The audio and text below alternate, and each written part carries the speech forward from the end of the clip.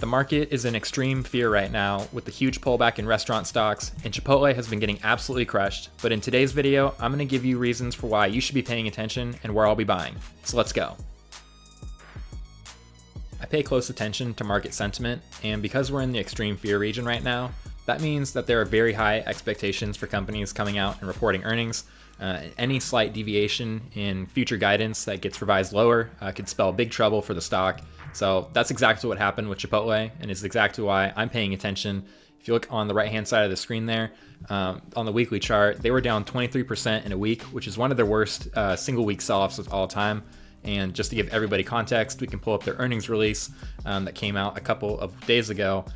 On an individual company basis, everything does look relatively fine. They still have really good operating margins. The revenues continue to grow, but that is due mostly to the fact that they are opening more and more stores. But if we scroll down here, I went through this and I've highlighted some takeaways that I personally had. So they did have labor costs as a percentage of total revenue rise ever so slightly from 24.9% in the quarter last year. And they cite wage inflation partially offset by menu price increases. But if we move on, they're still obviously generating a lot of cash. They purchased a ton of stock in the quarter, which is always a good sign. As the market continues to sell them off, at least that management is aligned that they think they're cheap as well. But this is what really killed the market if you look at their outlook section. And I made a big deep dive video on this, so you should go check out that video on my channel. They expected last quarter to be relatively flat on the year, but now they came out and changed the language, and they're saying that they're going to actually see sales declines in the quarter on their comparable store footprint. And that's what really led to that massive sell-off that we just saw. And if we look at comparable restaurant companies in the stock market right now, looking all the way on the very right-hand side of your screen there, the year-to-date and one-year performance for Chipotle and Cava specifically, and Wingstop are really bad. They're negative. Even the largest company right now, McDonald's, that's only up 1% in an entire year. So you might as well have just parked your cash in your bank account and you would have done better. And as I continue to scroll down the list here, there is a lot of red, especially as we get to these companies at the bottom. Specifically, if we look at something like drinks as Dutch Bros or BlackRock, but more comparably, Shake Shack and Sweetgreen, and I guess Wendy's, that is more of like fast food. All of these companies have their own issues right now, but basically what's going on in the market is a lot of consumers are pulling back on eating out. And that's obviously not doing any of these companies favors right now. There's a reason I'm so interested in Chipotle's story right now. If I plot this against the S&P 500, which is that red line, Chipotle's share price is the green line on your screen there. It used to do really well against the overall market. And another index that I'm going to highlight in this video, and we're going to peel apart in a second here, is the EATZ index. And this is going to help us understand if it's just specific to Chipotle selling off or if the overall market is just getting rid of all the restaurant stocks in general. And if we have a look at valuation, because Chipotle has become more of an inexpensive stock over the years. I mean, it used to trade almost as high as 75 times earnings there. But if we zoom in to a couple of competitors, I highlighted Chipotle, Yum Brands in purple, which is Taco Bell basically. You have McDonald's in yellow there, and then you have Domino's. So a lot of these companies, their multiples have definitely compressed or at least gone sideways over the years as sales growth has continued to compress. But what I'm paying attention to, at least when looking at the price to earnings ratio over the next 12 months, is will Chipotle have to get down to that low 20s region, which would only be around a sell-off of about 3 turns. So they're already headed in that direction. So let's have a broad look at the EATZ index, which makes up some of the companies I already just highlighted. You can see everybody on the right-hand side there. You have things like drinks all the way to gas stations, and Chipotle is somewhere in the middle. But what I personally like to do, and this gives me a good overall market intelligence view of how the industry is trading. On my x-axis there, I have the third-year estimate price to earnings ratio, and on the y-axis, I have the compound annual growth rate over the next 3 years for earnings per share. So the best way to read this chart is that those companies do have high expectations, but they also supposedly have high earnings growth.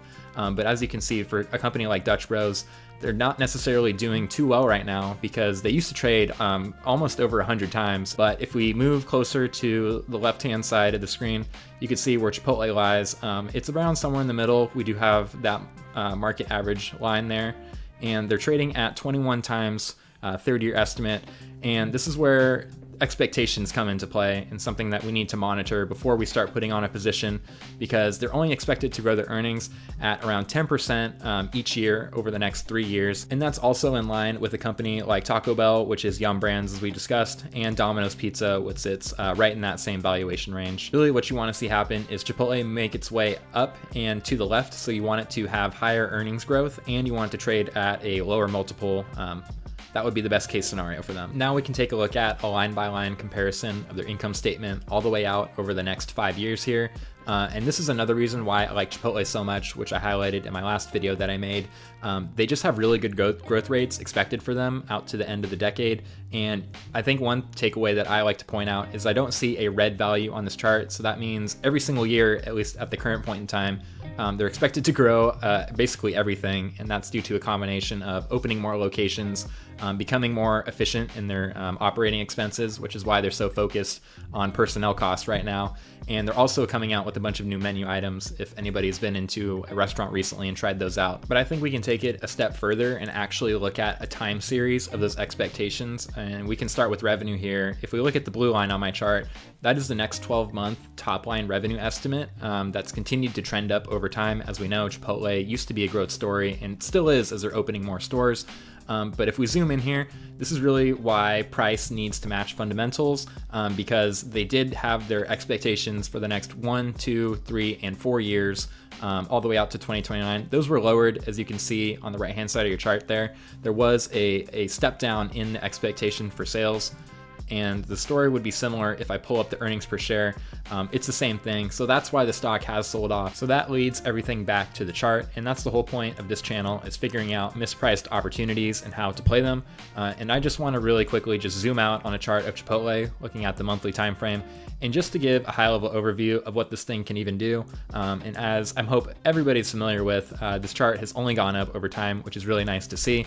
And it's a couple of indicators that I specifically want to highlight in today's video and the setups that I'm watching is the relative strength index at the bottom of the screen there. This whole sell-off back in 2016 was really caused because of an E. coli outbreak in the restaurants. So that was obviously not a good time to be a Chipotle investor.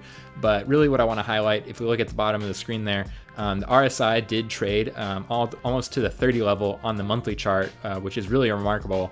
And if I pull this forward, you could see that the RSI on the very right-hand side there is getting down to that 30 level as well. Chipotle does not have E. coli right now, so that's really screaming a buying opportunity for me.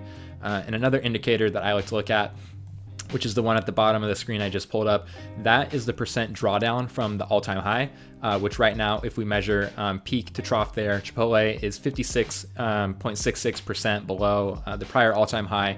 And you can see, just looking back in history, I just like to measure and give myself a good context understanding for when this thing has bottomed historically, like how far does it need to sell off from its prior peak for the market to reverse and figure out that it's just way too inexpensive. So if we just look back here, back in 2020, the market only needed to see it sell off 55%. We're already well over that level, and that was all the way back during the pandemic. But during the E. coli outbreak, it got over 60% from the prior all-time high, which was back in 2015. Going back to just see what I think is more of a comparable period, where if they're just seeing a slowdown in their sales growth, Chipotle only went down 48% from the all-time high. So that's really what I want to highlight. Like, there is a lot of downside pressure on the stock right now.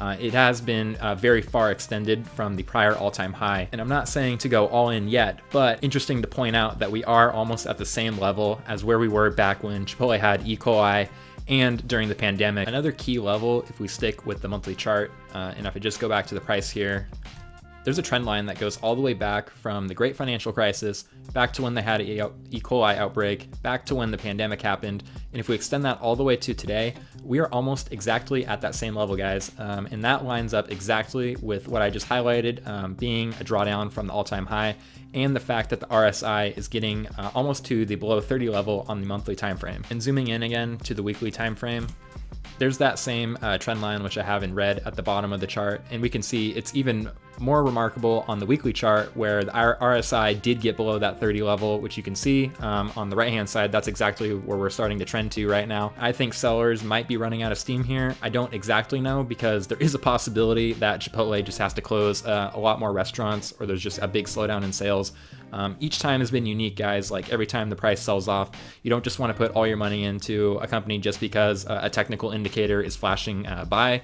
But at the same time, at least in my opinion, I think there is good reason to believe that Chipotle is going to be around for the long term and is not going to go away anytime soon. So those are the levels that I'm watching. And as we approach closer to a lower valuation and approach below the $30 level, once I see a couple more signals that the bulls are actually coming in and posting a couple weeks in a row with buying pressure, I think that's going to be a really good setup going into next year. That's where I'm going to end this video. Let me know in the comments below if you think Chipotle is a buy just as much as I do, if you're investing in any of these restaurant stocks, and I'll catch you guys in the next couple of videos. Go check those out on my channel, which you can see on the screen now.